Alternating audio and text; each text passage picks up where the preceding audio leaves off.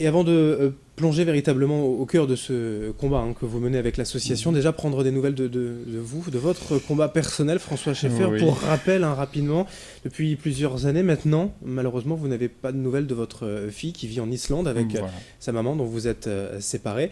Vous avez dû rentrer d'Islande en France pour des raisons personnelles il y a quelques mois. Quelles sont les dernières nouvelles ?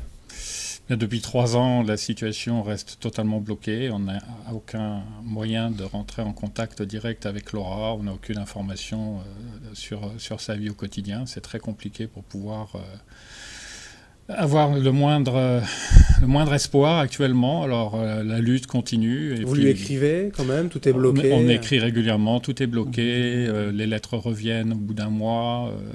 Le dernier colis de cadeaux de Noël est revenu de toute la famille, donc tout est revenu le mois dernier. Enfin, c'est très difficile à vivre, c'est très difficile à Et la loi islandaise n'est pas de votre côté. La loi islandaise ne reconnaît même pas l'aliénation parentale, donc ça c'est déjà un premier point. Et puis le deuxième, la loi islandaise n'est pas appliquée, et quand on a affaire à des institutions qui ne respectent absolument pas les droits familiaux et les droits parentaux, on est totalement bloqué. Il ne faut pas oublier que l'Islande est une société matriarcale et que quand on est père, on n'est malheureusement pas grand-chose. Et c'est ça qui est malheureusement a créé de nombreux problèmes de santé physique à mon niveau.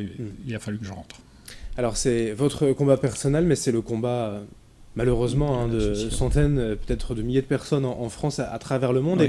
Et donc pour aider toutes ces personnes en France, cette association, donc J'aime mes deux parents, qui a changé de nom donc il y a quelques temps. Vous en êtes le président. Globalement, le principal combat, la vocation de l'association. Le principal combat, c'est déjà de faire connaître l'association auprès du public, parce qu'on imagine qu'aujourd'hui, dans les séparations, il y a souvent des conflits qui s'amènent et généralement, quand on est marié, on est un bon parent, et quand on est divorcé, on devient un mauvais parent, que ce soit un papa ou une maman. Je le stipule bien, que ce soit maman. Et donc notre combat, c'est de faire connaître auprès du public, dans un premier temps, et ensuite de faire reconnaître auprès des instances médicales, des instances judiciaires et aussi des personnalités politiques. L'aliénation parentale, l'exclusion parentale, l'aliénation parentale, parce qu'aujourd'hui, il n'y a aucun texte qui stipule que ça soit sanctionné. Ça correspond à quoi finalement l'aliénation parentale? Selon vous, votre définition, c'est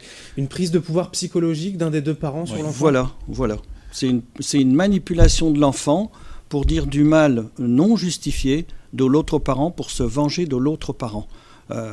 Comme tu n'es plus à moi, je dis un peu ce que les adhérents nous disent quand ils viennent aux permanences, t'es plus à moi, donc je me venge par l'intermédiaire des enfants. Et puis donc l'enfant sert d'otage et on dit beaucoup de mal sur l'autre parent non justifié. Et ça a des conséquences psychologiques forcément sur le parent qui subit un peu cela, mais sur l'enfant également. Surtout ça peut avoir des conséquences, vous pensez? Alors sur le parent qui subit cela, les conséquences sont dramatiques, parce qu'en fait c'est comme si du jour au lendemain vous vous retrouvez sans enfant d'une façon très brutale.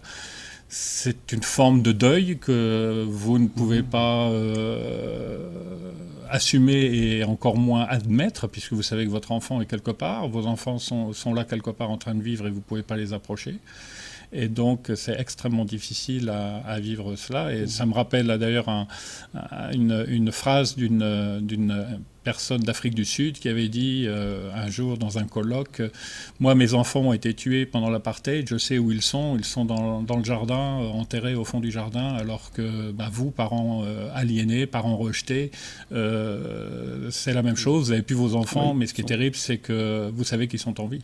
Alors ce que vous demandez, puisque ça existe en fait dans d'autres pays, notamment vous me disiez au Brésil, il y a une loi. C'est de légiférer en fait finalement, de faire reconnaître médicalement et judiciairement l'aliénation parentale. Parce qu'aujourd'hui on se rend compte que dans plusieurs pays, et même au niveau de la Cour européenne des droits de l'homme, il y a eu des sanctions envers des pays justement pour faire respecter ce droit de l'enfant à avoir ses deux parents lors d'une séparation. Ce qu'on demande aujourd'hui, c'est justement que les instances médicales puissent venir reconnaître cette aliénation parentale, cette exclusion parentale. Une des actions justement donc, pour faire parler de votre combat avec l'association, c'est ce week-end, ce samedi 25 avril, au parc Jean-Baptiste Lebas à Lille, de 14h30 à 16h30, un rassemblement tout simplement dans ce parc pour faire parler de l'association. Voilà, donc on a décidé, puisque le 25 avril de chaque année, nous célébrons la journée internationale contre l'aliénation parentale. Donc je crois que dans d'autres pays ça se fait, je crois que c'est en Amérique, en Belgique, dans plusieurs pays. Donc on a décidé de faire une action à lâcher de ballon samedi 25, avec au bout une carte avec le nom des enfants aliénés. Donc une carte qui s'envolera vers la carte qui va être... Et avec un appel que vous lancez un peut-être appel, aux parents oui. aujourd'hui qui souffrent et qui se sentent seuls pour venir... Et des parents qui peuvent également envoyer un message à leurs enfants arrivera au gré du vent quelque part, mettre une dédicace. Une action symbolique. Ce samedi donc au parc Jean-Baptiste Lebas à Lille à partir de 14h30. Merci donc tous les deux d'être venus sur ce plateau, François Scheffer et Michel Demutter, secrétaire et président de l'association J'aime mes deux parents. Merci.